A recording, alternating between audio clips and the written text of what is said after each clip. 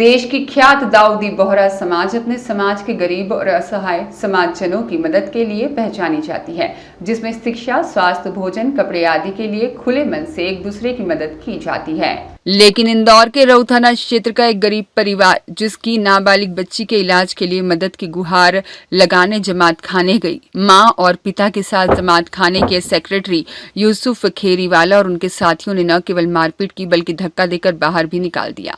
गौरतलब है कि बोहरा समाज अपने समाज के विकास उन्नति के लिए कई योजना चलाता है, जैसे मेडिकल, शिक्षा, मकान, दुकान, रोजगार, बिना ब्याज कर्ज के लिए करोड़ों रुपए हर जमात में भेजते हैं।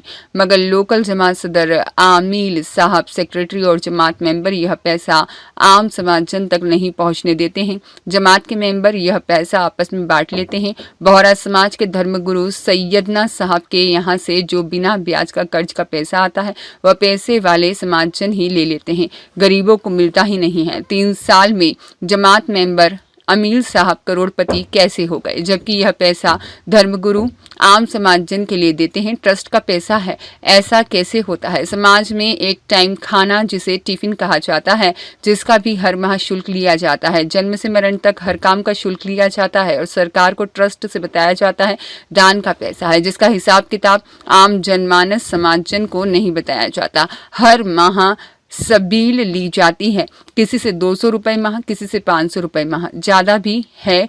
नियाज खाने सबका शुल्क लिया जाता है। गरीब परिवार के हैदर अली और उनकी बहू के साथ हुई मारपीट को लेकर दुखी एक मां मलिका पीथमपुर वाली ने भी अपने बेटे और बहू के पक्ष में मीडिया से चर्चा करते हुए न्याय की गुहार लगाई है।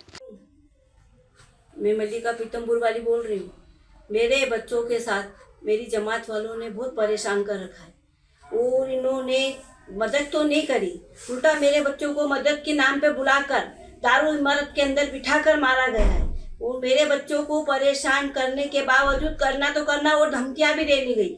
उसके बावजूद मैंने इनको बोला था, जाती वक्त मैं बाहर काम करती हूँ, किसी के घर बर्तन मांगती हूँ, मेरा आज 9 साल से उनके घर में काम कर रही हूँ। उसके बाद इन्होंने मुझे तो कभी मदद तो नहीं दी और मेरे बच्चों की बारी आई मदद करने की, तब भी लोगों ने मेरी मदद नहीं करी। उसके बाद मेरे बच्चों को इतना परेशान कर दिया कि आज मेरे बच्चे लाचार होने के बाद मेरे दुखी बेटे को बुलाकर दारू इमारत में मारा गया, बबलू भाई ने और उसके बेटे ने। अब इसके लिए जनता तो कोई साथ नहीं दे सकी, पर कम से कम झूठ का साथ तो मत दो, सच का साथ दो। उसके बाद दुनिया में भी तुम्हें खुदा को भी जवाब देना। जब हमारे बाबा हमको दे रहे हैं, थोड़ी पसार के वो दे रहे, वो कहते हैं कोई मदद हो तो हमसे मांगो, तो हम उनके पास गए थे। जब हम जनाब गादी पे बैठे, अमन की गादी पे बैठे, तब उनके पास फरियाद लेके गए हम हमारी कि साहब हमारी कुछ मदद करो। मेरे बच्चों को मदद तो नहीं मिली, उल्टा मेरे बच्चों को मार के भगाया गया। साहब इसमें क्या गलत करा मेरे बच्चों ने? उसके बाद हमको बदनाम कर रहे हैं कि इनको अच्छी खासी मदद मिल रही है। 12 लाख का मकान है, 20 लाख का मकान है, 30 लाख का मकान है। साहब मकान मेरा है, बच्चों ने नहीं, मैंने कैसे मुसीबत से मैंने अपने बच्चे बड़े करे, ये मैं जानती हूँ। मुझे मदद कभी नहीं मिली साहब। मैं 40 साल से बेवा में बैठी हुई हूँ, रांडी रांड होके बैठी, मर पाने मैंने कभी पंचायत से हाथ नहीं फैलाया। और अब मेरे बच्चों को कहते हैं कि तुम्हारे पास इतना है, बंगला है, ये है। साहब जिसके पास बंगला होता ना तो वो बाबा के आगे भीख नहीं मांगता जाके कि साहब हमें कुछ दो। हमारे पास नहीं होता, जब भी हम गए मोला देते हैं, तो फिर दूसरों को देने में क्या तकलीफ है? हम मोला से मांग रहे, इन लोगों से नहीं मांग रहे, हम हमारे बाबा से मांग रहे। और बाबा तो हमारे दिल में बैठे, हमारे रोम रोम में बसे हुए। इससे ज्यादा और क्या बोले? पर इनको कौन समझाए? इन लोगों को कोई नहीं समझाता। ये अपनों की जय जयकार करते हैं, अपनों को दिया जाता है, गरीबों को नहीं। हर गरीब जाता है इनके दरवाजे पे मांगने, तो कोई छुटकारता है, कोई कुछ बोलता है, कोई कुछ बोलता है, फिर सुन के चले आते हैं, पर किसी से बर्दाश्त होता है। पर मेरे को एक ही लड़ाई है मेरे को जमात वालों से कि मेरे बच्चों को, जिस बच्चे को दोनों पैर से टूटा हुआ था, मेरी बहू लाचार थी, मेरी बहू ने कितना जंग लड़ाई, रोटियां बनाई है, घर में काम करी है, 1 बच्चे जोड़े हैं, मेहनत खूब करी साहब। उसके बाद मेरे बच्चों को सुख तो नहीं मिला जमात से और कुछ किया भी नहीं और जलील करके निकाला गया। इससे ज्यादा और क्या बोलूंगी? एक दुखियारी माँ है ये, उसकी फरियाद भी सुनो। ये जमात वाले तो नहीं सुन रहे, दुनिया से मांगा, पर दुनिया ने तो हमें मदद करी। वो लोगों जो हमारे मदद नहीं करने वाले उसने भी करी, पर हम तो बाबा से लड़ लेना चाहते। बाबा हमें देंगे, आज नहीं देंगे तो कल देंगे, हम उनसे लेंगे और ये कुछ भी नहीं कर सकते। अब जिसमें जो करना होगा वो करो, हमारे साथ हम खड़े, हमारा साथ हमारा खुदा है, हमारे मौला हमारे साथ है। इससे ज्यादा मैं कुछ भी नहीं बोलना चाहती। अस्सलाम वालेकुम। जी, क्या क्या कहना चाहेंगे आप? मैं ये कहना चाहती हूँ कि मेरे बच्चों को दारू इमारत में बुलाकर बबलू भाई के बेटे ने और बबलू भाई ने दोनों ने मिलकर मेरे बच्चे को मारा और मेरी बहू को धक्का दिया गया। और मुझे लोगों से पता चला तब जाके मैं दुबई से भाग कर आई। यहाँ पे मैं किसी के घर में काम करती हूँ और मुझे कोई चीज़ की जमात वालों से कोई मदद नहीं मिली है। मैं 35 साल से विधवा हूँ।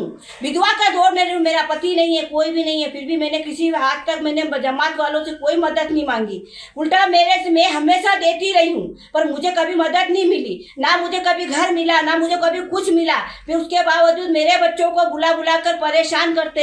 अब एक बात बताओ, रानी बेवा औरत अपने मौला से मांगने आई थी, मेरे बच्चों को गए मौला के पास मांगने के लिए पर मदद तो नहीं मिली, पर जूते मार के बाहर निकाला गया। और आप बताओ कौन औरत होगी, कौन बच्चा होगा? मेरे बच्चे परेशान, मेरा बेटा लंगड़ा था पेट से, उसके बावजूद भी इन लोगों ने उनके साथ ये जुल्म करा।